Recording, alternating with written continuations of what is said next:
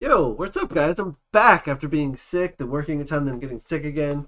We're back to making videos, and we're gonna look today at what makes a meta deck in Elestrals.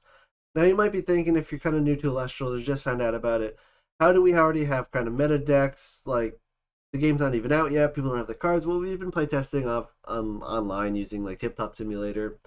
There's the alpha of the app going around now for some people. So there's some strong decks that have popped up over the past few months that I kind of want to take a look at and what makes them strong and where they're at now, maybe.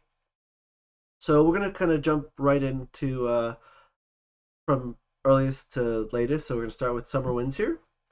If you know anything about Summer Winds, Jay Johnny made it quite a while ago, and it's this mid-range aggro burst kind of deck.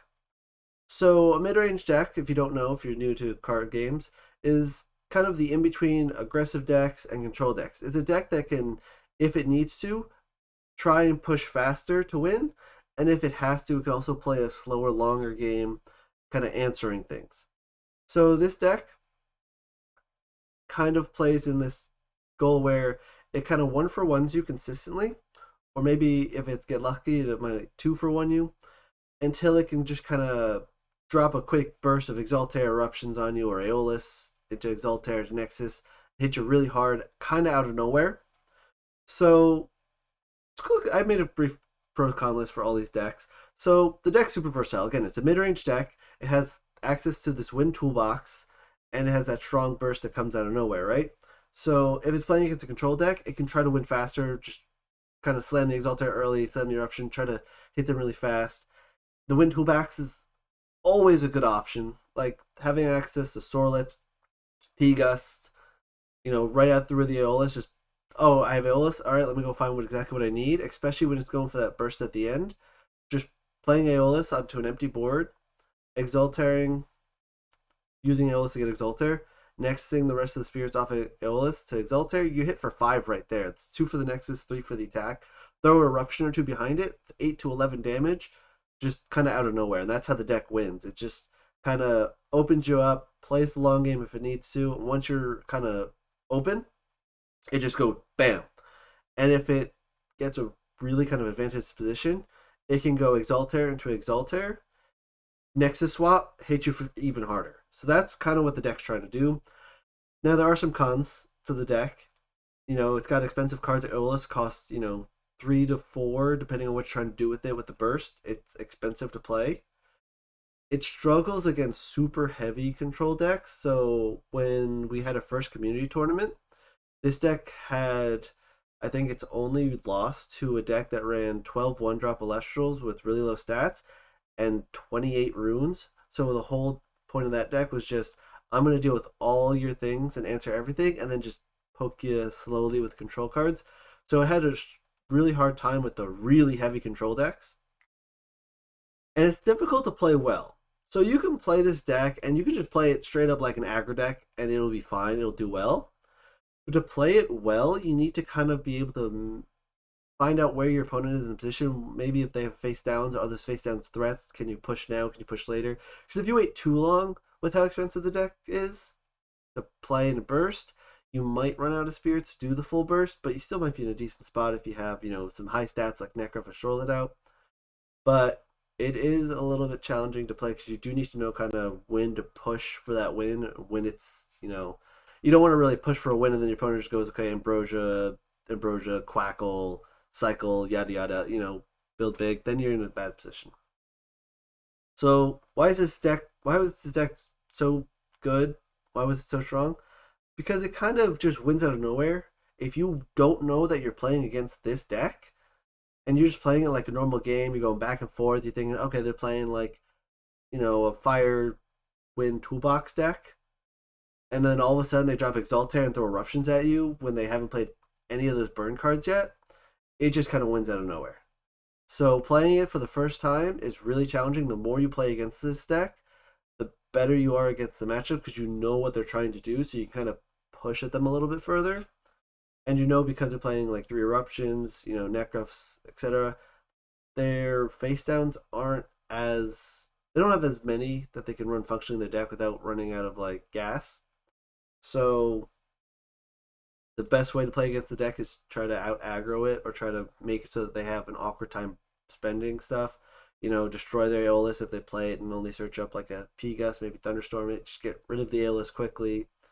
You know, uh, Pandora's Box is a great card to use against this deck because it kind of relies on the toolbox. So if you can use Pandora's Box or Gorgon's Gates to kind of shut the toolbox off, that helps.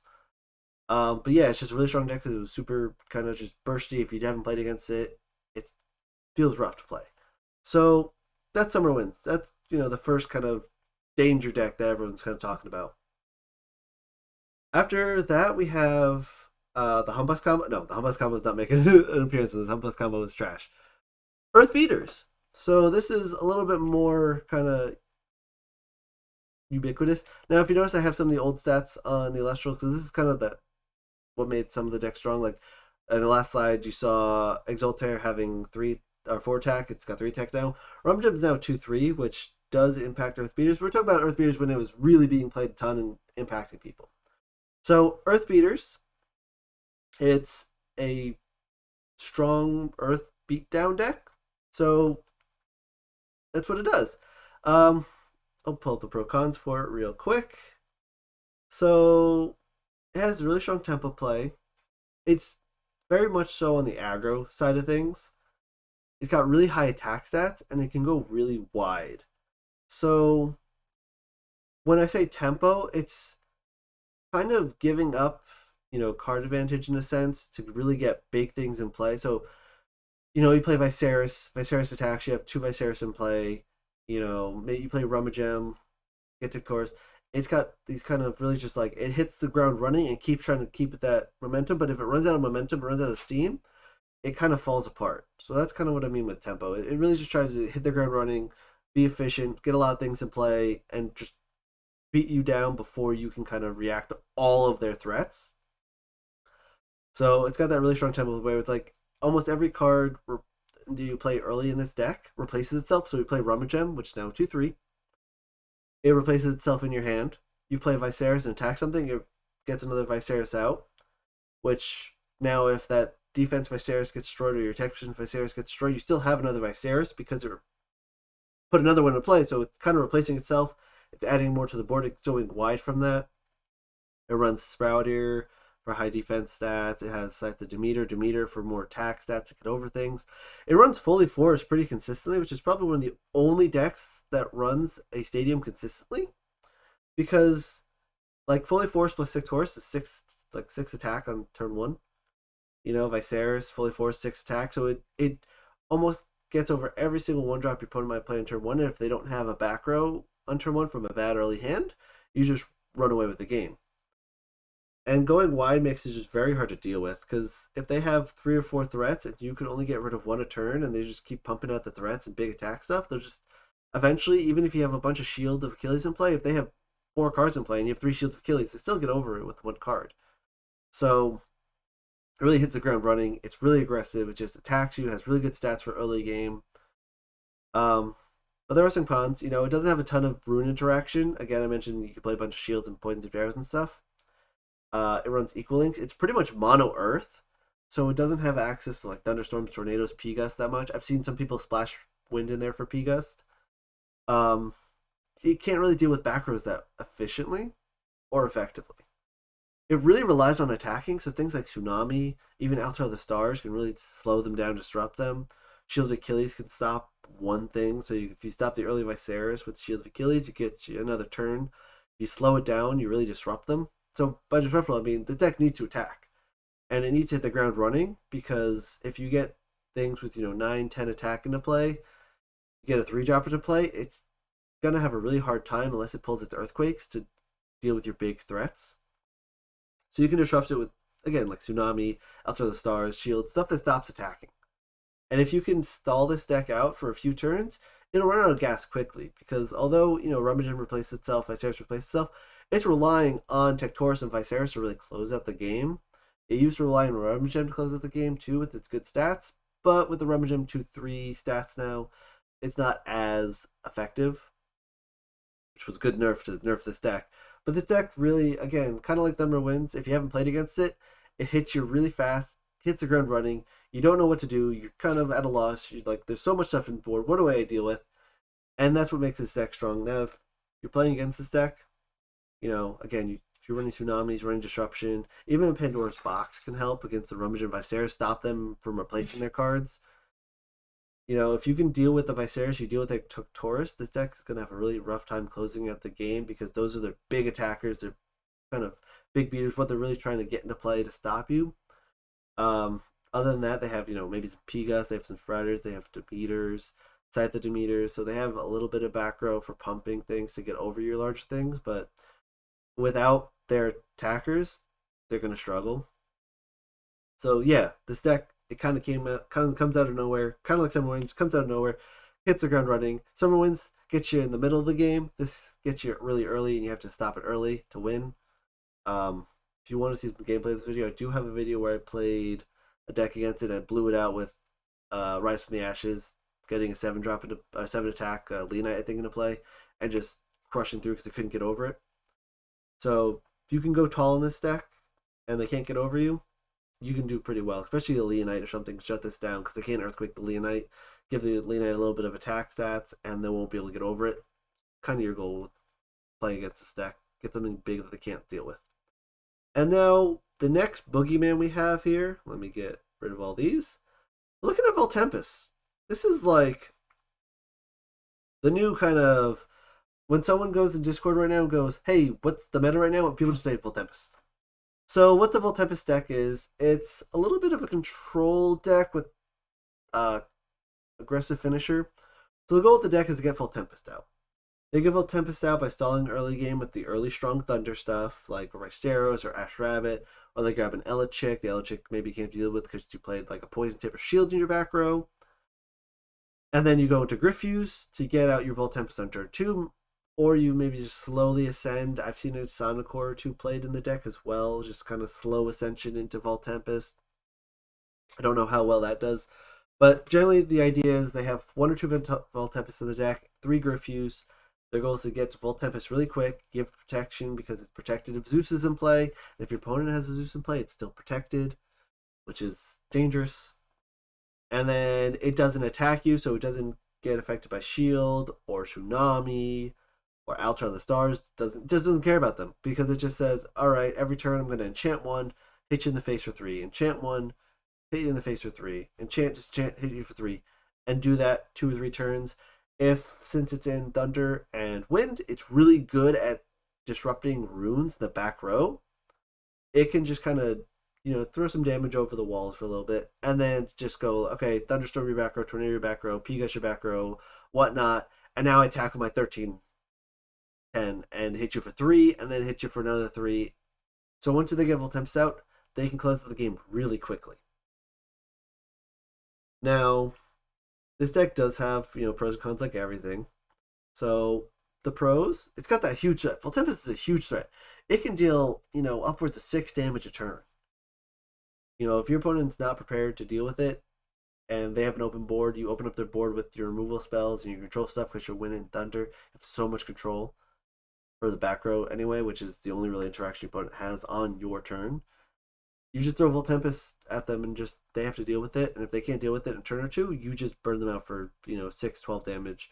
And even if they can deal with it right away, if you hit them for 6 and then they Earthquake it right after, you just dealt 6 damage to them and they paid 2 for Earthquake, so you just hit them for 8 damage for them to get rid of you just your Voltempest.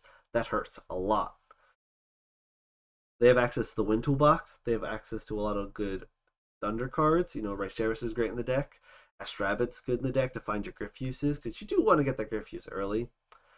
Aeolus is in there. Again, you got that Wind Toolbox. That Wind Toolbox, just like Summer Winds, super versatile, super useful. Swirlet, P-Gust. Just those 2 cards alone deal with a lot of threats. You have access to just a lot of control cards. You have access to all your back row stuff, like Shield, Poison Tipped Arrow. You have access to Swirlet, P-Gust. I've seen Carrion Splash here or there to kind of Carrion attack, open up their board to attack directly with Voltempest. Like, there's some really cool shenanigans you can do with all the control stuff. There are some cons though, because the deck's built around one large set, Voltempest. It's got some interesting cards that don't do anything without Voltempest. So you have Griffuse. Griffuse is a 2-cost 5 attacker.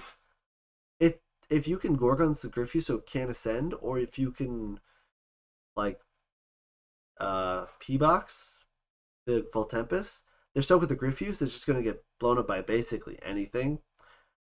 Because they're kind of focusing on the Voltempest strategy, they run Zeus. Usually, Zeus isn't the best divine rune, and you're usually gonna run like 1 or 2 Zeus and then like 2 or 3 Aeolus. So they have a lot of copies of cards they don't need a lot of copies of because they need that consistency to get to the Voltempest. So they might run maybe instead of 3 copies of Shield, they might run 2 copies of Shield because they need that space. There's a lot of deck space that gets taken up by building around Voltempest. It makes the deck a little bit less consistent on some ends. Besides Voltempest, a lot of their Elestrals are pretty low statted. Elecheck's a 4-1. P-Gas 2-3. They have Sorlet in there. It's a 5-1. Sure. But all the Thunder Elestrals are none of them have 5 attack. So if they don't have that back row to protect their early Elestrals and you're running basically anything that can beat over Riceros or beat over anything that's 4 attack, you get over it pretty quick. If they play a Sorlet, their only big attacker on 1. Even their 2-drop Griffuse only has 5 attack.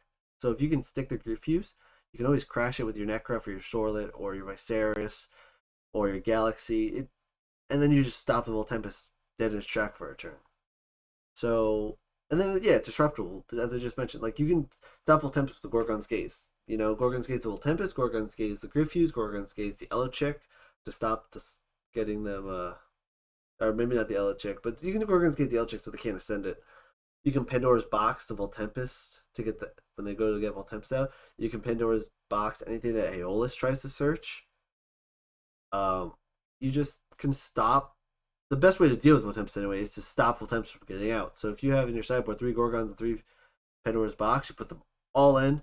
Now the deck's going to try to poke them away before they go for the Voltempest combo, but it slows your opponent down enough where they have to deal with that back row before going for Voltempest because you might just Gorgons it. You might just P-Box it. Those cards probably need to see a little bit more play. But at least with this deck, you see what they're trying to do. Like, you see Voltempest generally coming pretty quick when you see the Thunder and the Wind combined. So you can kind of prepare for it. And going into like a second, third game scenario, if you have a proper sideboard, you can deal with this deck, I think, fairly efficiently, or at least slow it down enough where your strategy can kind of come out ahead. So yeah, those are like the 3 Boogeyman decks that we've seen like pop up a lot. Just your Summer Winds, your Earth Beaters, your Voltempest deck. I don't see too much. Like, these decks are good. They're very good. There's a lot of really good decks in Elestrals right now, and we're only in base set 1, so there will be consistently a lot of decks in Elestrals.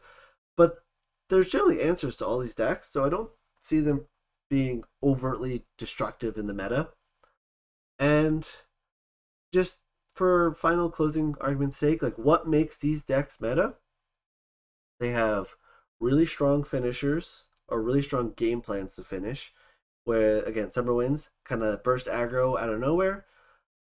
The Earth Beaters really fast, kind of hits the ground running. You have to deal with it quickly or it's going to just kind of swarm you down. Or the Voltempest control deck that just kind of slams Voltempest, early to mid game and just hits you for a ton. You got to deal with Voltempest preemptively, and if you can't, it's going to run you down. There's just kind of these strong, cohesive game plans with big finishers or big game plans to do lots of damage, kind of, not necessarily out of nowhere, but quick enough. That's kind of what makes these decks. And then the other thing that makes these decks meta, they all have really strong options. Summer Winds, you got the consistent thing between Summer Winds and Voltempest, they have the Wind Toolbox. Again, Wind Toolbox is so strong. So what got Aeolus nerfed super early in playtesting, because being able to disrupt runes, deal with the Elestrals, mess with your opponent's back row, like, on a stick, with just find what you need with Aeolus. Very strong. Earth probably has the least options, but because it hits the ground running, you do have some options with Equal Links. You can search Equal Links for Rumba Gem. You have a little toolbox there, and you're already hitting the ground running. It's strong. So these meta decks, again, great cohesive strategy, great plans to finish the game. Options, finishers, control card, things to kind of deal with your opponent, and then just general consistency. They're all pretty solid consistency, especially when you can search out stuff with Aeolus, Astrabbit, Rummagem. Really helps those decks. So that's kind of what makes these decks meta. Will they be kings for all of set one? I don't know, because people have kind of adapted, played against it. You know, people don't really play Summer Winds as much anymore since some of the cards got hit. Like, again, Exalter is a 3-2 now, I believe. Rumgem's a 2-3. Like, some of these cards got hit early in playtesting. But they all kind of have answers to deal with them. They're strong. They really are frustrating to play against consistently, but you can play around them. So I don't expect them to be, if you go to a tournament, you're going to see them probably for set one stuff. Will set two disrupt these? Most certainly. Set two will create some more decks, disrupt stuff. But they're fun decks. And, they all have answers. They all have ways to deal with them. It's just a matter of kind of constructing your sideboards properly to deal with them, bringing decks that are efficient enough or effective to deal with them. But these are kind of your three Boogeymen you're looking at that we've had in the past few months of the game being play tested, playing set one, etc. So I just want to bring attention to them. That's a meta deck. These are the meta decks. Will they consistently be the meta? No, meta's always changing. As Voltempest gets better and better, more people play counters to Voltempest, and then it cycles from there. And that's healthy. But I just want to bring a little kind of spotlight on all these cards, and I'm back. I'm not sick anymore. I'm not working crazy hours. Well, works crazy hours still. But I'm back. Welcome back. If you're new here, like, subscribe. I appreciate that. And I'll see you guys in the next video. You guys have a great one, and peace.